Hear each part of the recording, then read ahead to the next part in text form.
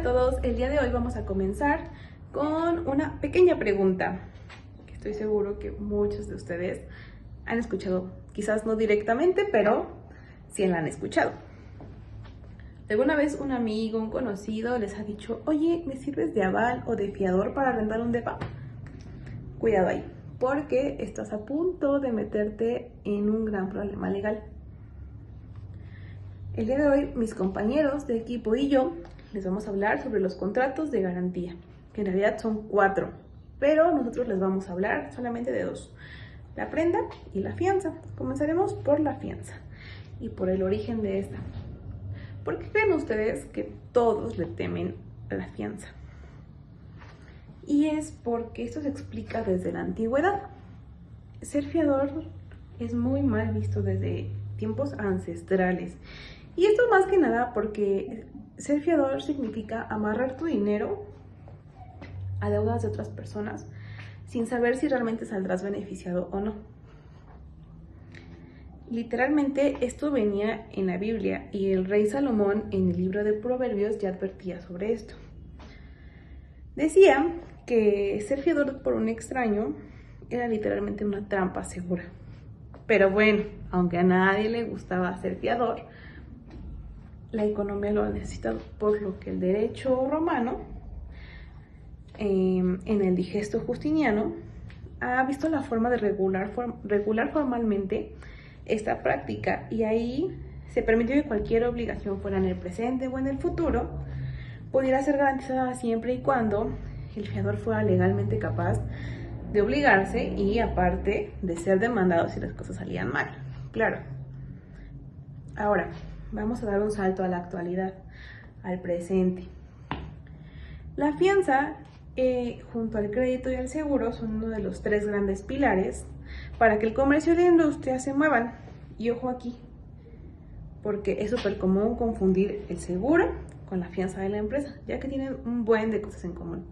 Pero las 3 principales por las que más se confunden es que los dos operan bajo un esquema de aleatoriedad. Es decir, que depende si un evento pasa o no.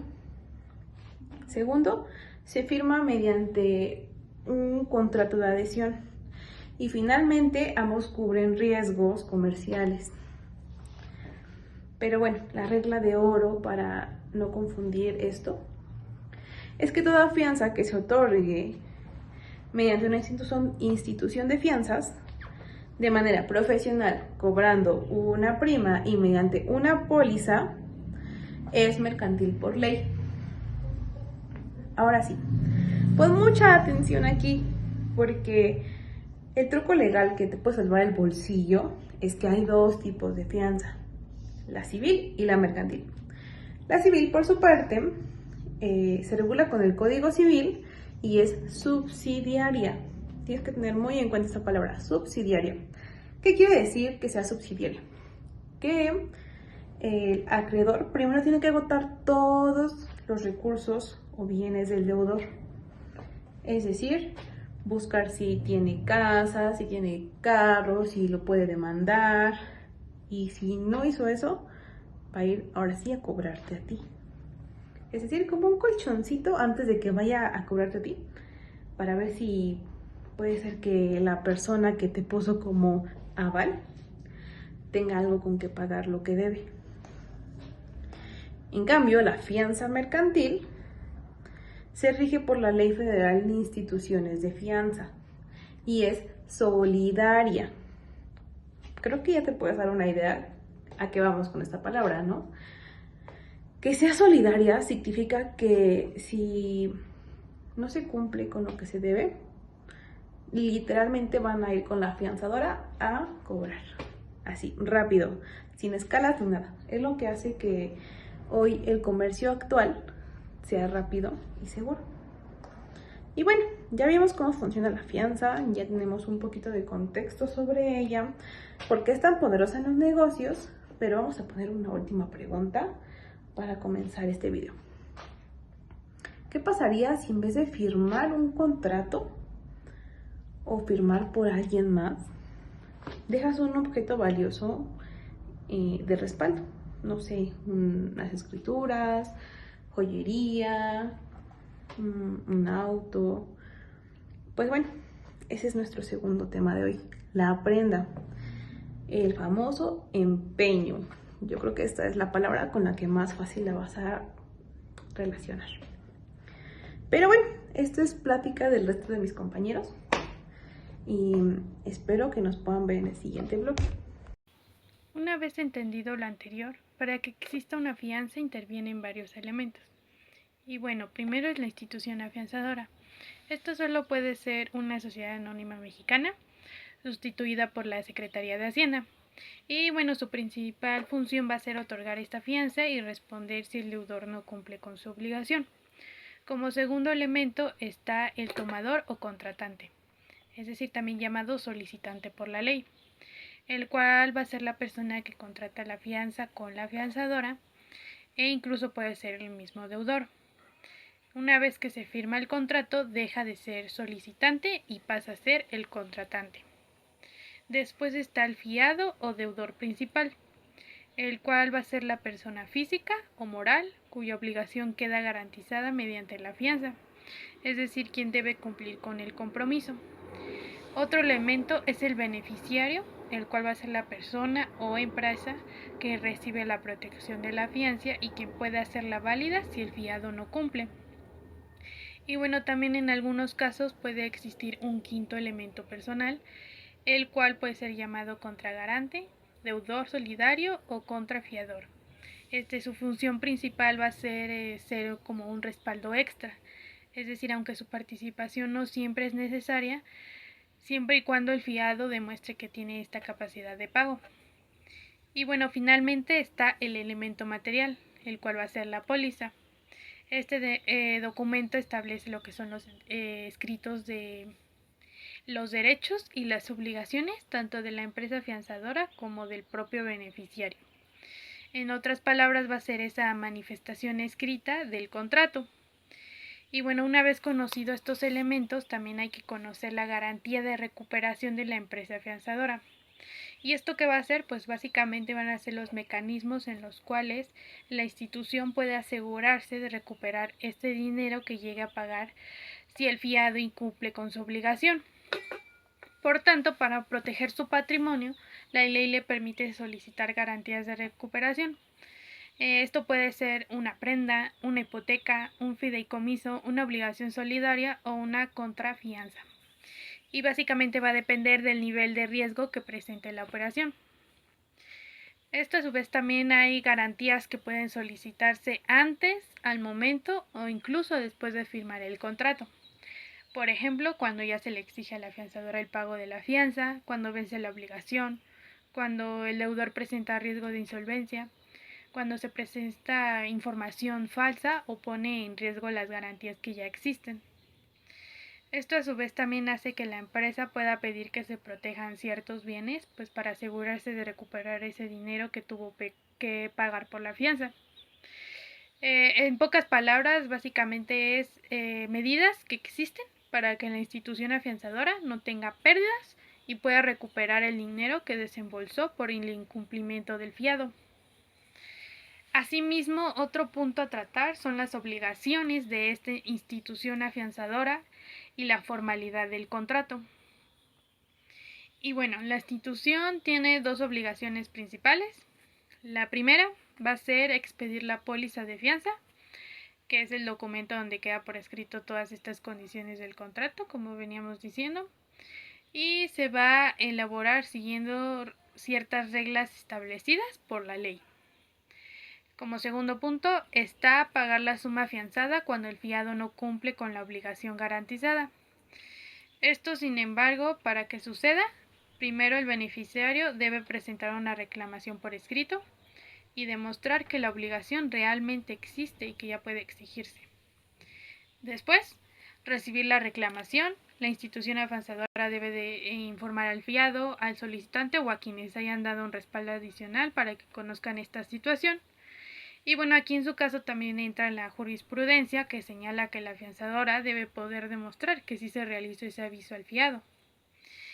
Y si todo esto no llega a una solución, pues el beneficiario puede acudir a la Conducef para buscar una conciliación o pues si es necesario presentar este caso ante los tribunales. Y bueno, como resumen de todo esto, es que sus principales responsabilidades van a ser básicamente emitir esta póliza, informar al fiado cuando exista una reclamación y responder con el pago cuando se cumplan los requisitos legales y el fiado haya incumplido con su obligación. Y finalmente, como último punto, está la extinción de la obligación afianzadora. Es decir, cuando esta institución ya no tiene obligación de responder por la fianza. Esto puede presentarse con varios casos, ya sea cuando el beneficiario no presenta la reclamación por escrito dentro del plazo establecido por la ley o la póliza, y pues esto es que cuentan con 30 días para realizar el pago siempre que proceda. Otra forma puede ser de extinción, que cuando el deudor principal se le concede una prórroga o más tiempo para cumplir con su obligación, pero no hay un consentimiento de la institución afianzadora. En su caso, la fianza puede quedar sin efectos. También existe la prescripción, que significa cuando el derecho para reclamar la fianza se pierde si no se ejerce pues dentro del tiempo que se estableció por la ley, el cual normalmente es de 3 años y empieza a contar desde que la obligación puede exigirse legalmente. Y por último punto está si la póliza se devuelve en la institución afianzadora, ya que esto es cuando la obligación ya terminó, a menos que se demuestre lo contrario. En resumen, la obligación de la afianzadora puede extinguirse por el paso del tiempo, por no presentar la reclamación a tiempo o por cambios en la obligación sin su autorización.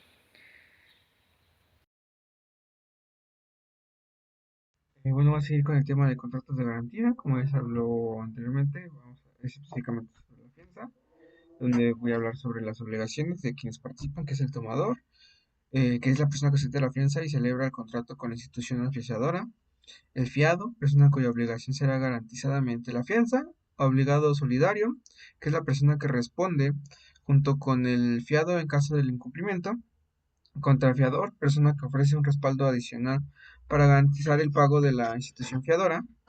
Sus obligaciones principales es respaldar económicamente la fianza con parte de su patrimonio, cumplir con las obligaciones establecidas en el contrato, proporcionar las garantías necesarias cuando la institución fianzadora lo solicite y responder por los daños o cantidades que la institución deba cubrir al beneficiario.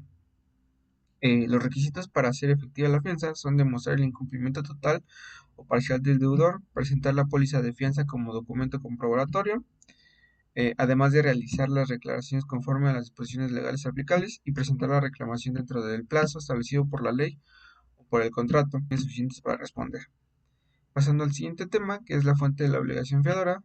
En esta la obligación nace a partir del contrato de fianza celebrado entre el tomador y la institución afianzadora. El beneficio adquiere el derecho de exigir el cumplimiento de la fianza cuando el deudor incumple. Y, por ejemplo, en este libro mencionan que algunos autores sostienen que la obligación surge por una declaración unilateral de voluntad, mientras que otros consideran que proviene del contrato. Por lo que el autor del libro defiende que la relación jurídica tiene como base el contrato de fianza. Otro tema que viene ahí es la asesoría de la fianza. La fianza es una garantía que depende de la existencia de una obligación principal,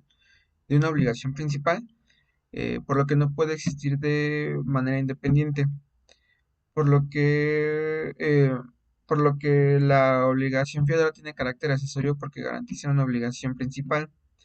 Además, la fianza puede garantizar deudas futuras siempre que exista una obligación válida que les dé origen.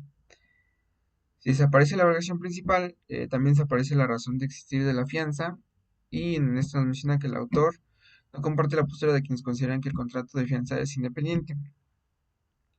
Pasando a otro tema, ¿qué ocurre cuando la fiadora paga? Cuando el deudor incumple, la institución fiadora puede cubrir la obligación garantizada o en algunos casos cumplir directamente con la presentación correspondiente. Después del pago, la institución fiadora adquiere los derechos que tenía el acreedor hasta por la cantidad pagada. Puede reclamar al deudor el reembolso del dinero que desembolsó. También puede hacer efectiva las garantías que fueron otorgadas previamente para asegurar la recuperación del pago.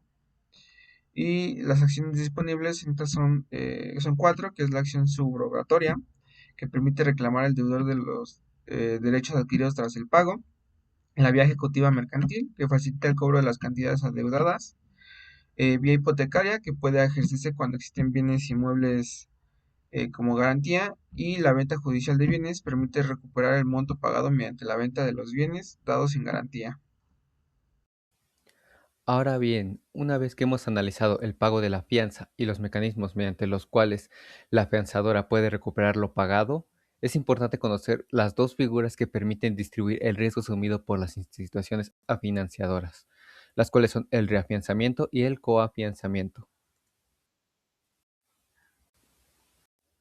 El reafianzamiento es un contrato o es el contrato mediante el cual una institución afianzadora obtiene el respaldo de otra institución, esto para cubrir parte del riesgo que se deriva de lo de la fianza.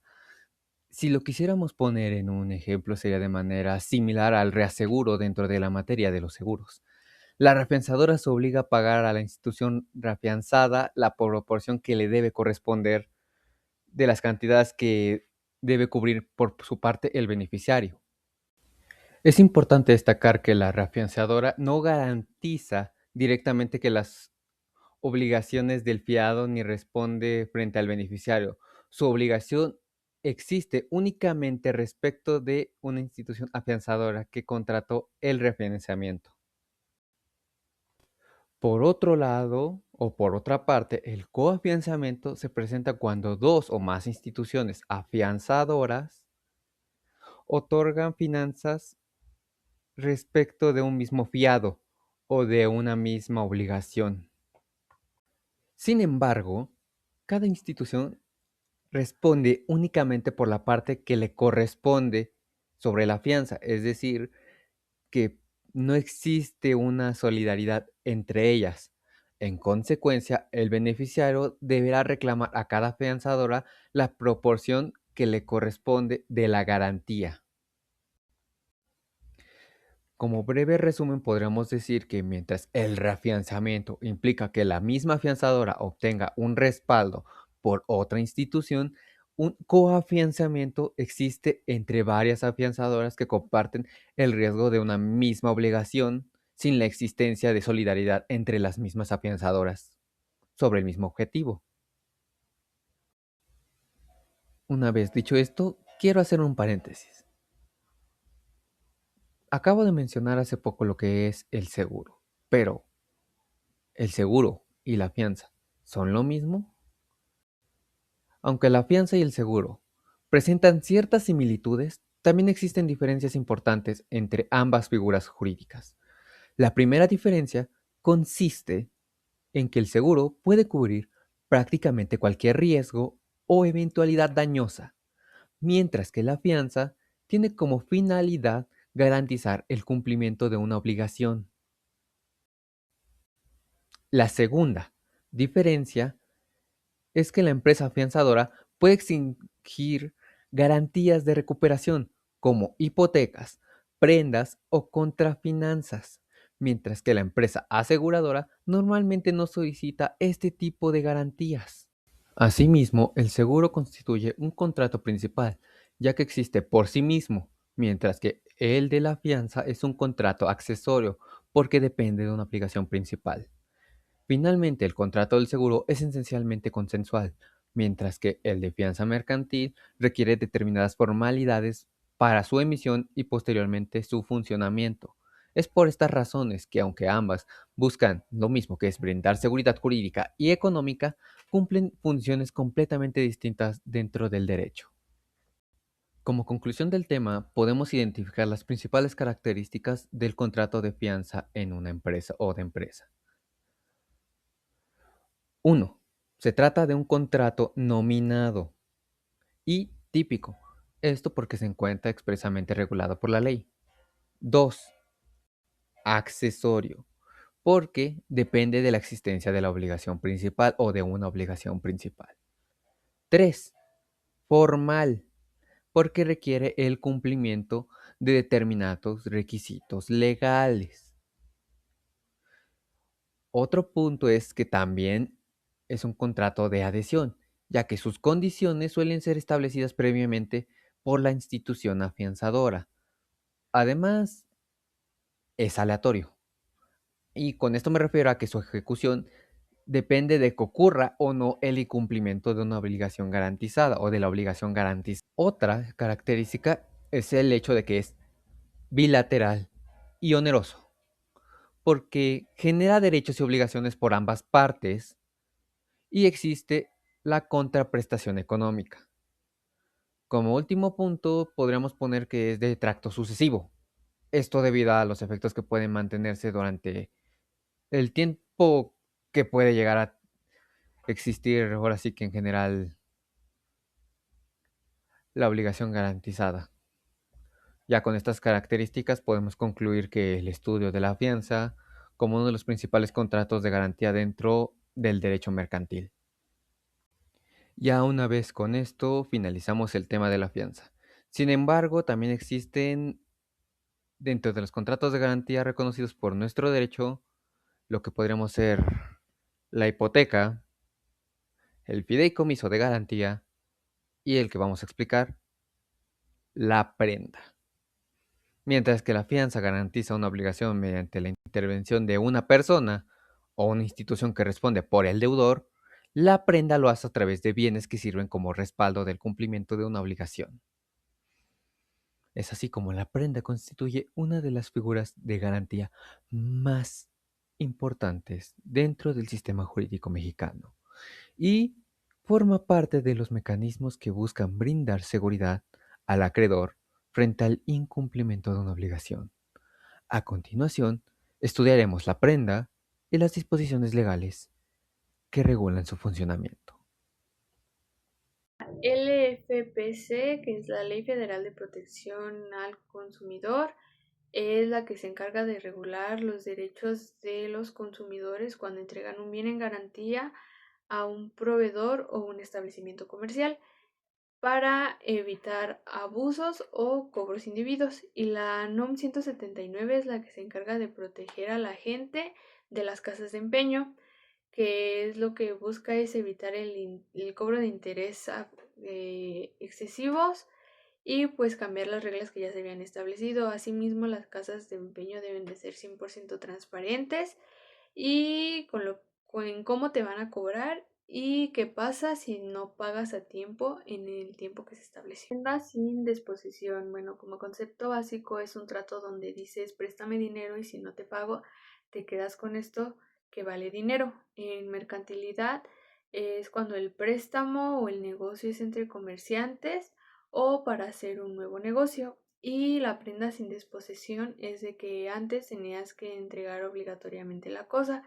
Ahora existe una opción en la de que tú te quedas con el bien para seguirlo trabajando. Un ejemplo de estos podría ser un taxista en donde pide un préstamo y pone en garantía su taxi, pero él se queda con su taxi y lo sigue trabajando para poder sacar dinero y pagar la deuda que tenía o que él había adquirido sin necesidad de dejar de utilizar su taxi. Ahora voy a hablar de formalidades, la prenda tácita y el RUC. Bueno, en formalidades es de que el contrato debe de ser escrito para que pueda ser legal.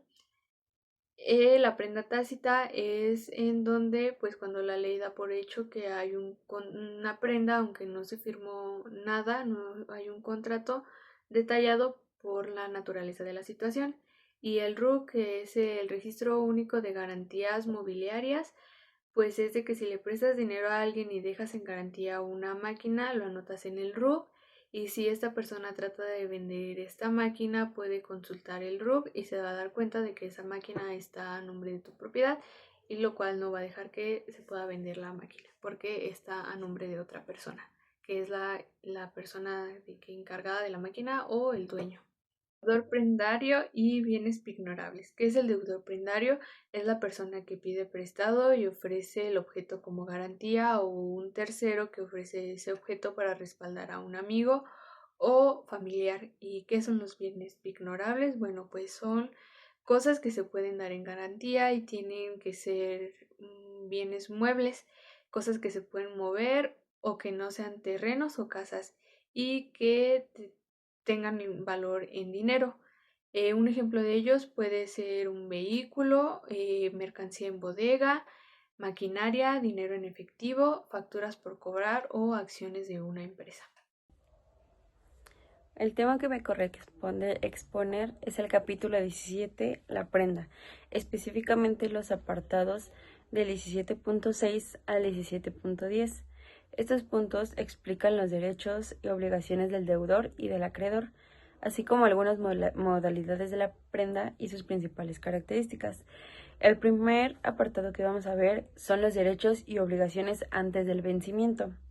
Antes de que venza la deuda, el adeudor debe cuidar bien el bien que dejó como garantía para que no pierda ese valor, mientras que el acreedor tiene derecho a verificar que esa garantía siga siendo suficiente. Un punto importante es que el bien se debe conservar en buenas condiciones hasta que la deuda sea pagada.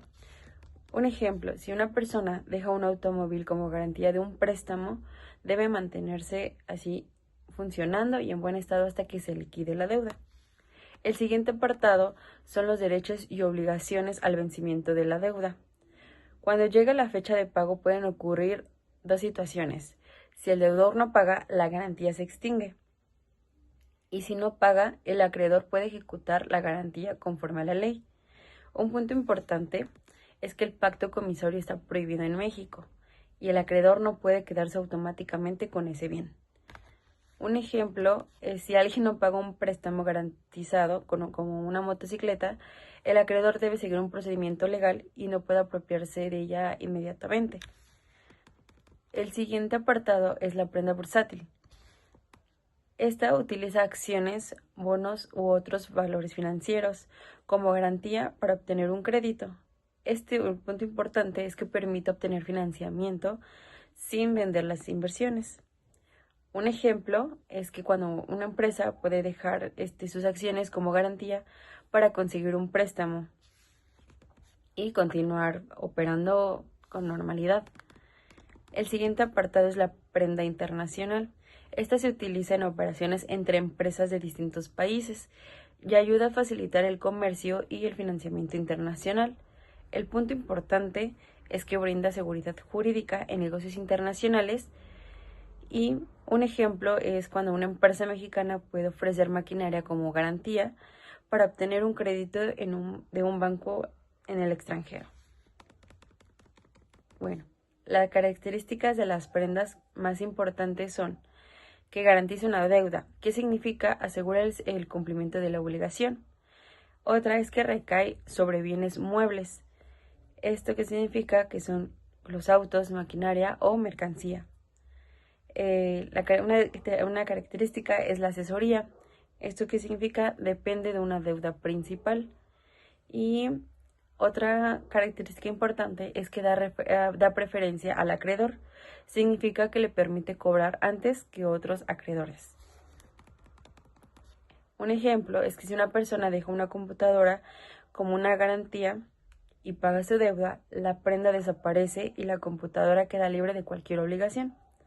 Bueno, como conclusión, la prenda es una garantía que protege el cumplimiento de las obligaciones mediante bienes muebles. Vimos los derechos y obligaciones antes y después del vencimiento de la deuda, la prohibición del pacto comisorio, la prenda bursátil, la internacional y las características que hacen esta figura una herramienta importante en el derecho mercantil. Muchas gracias.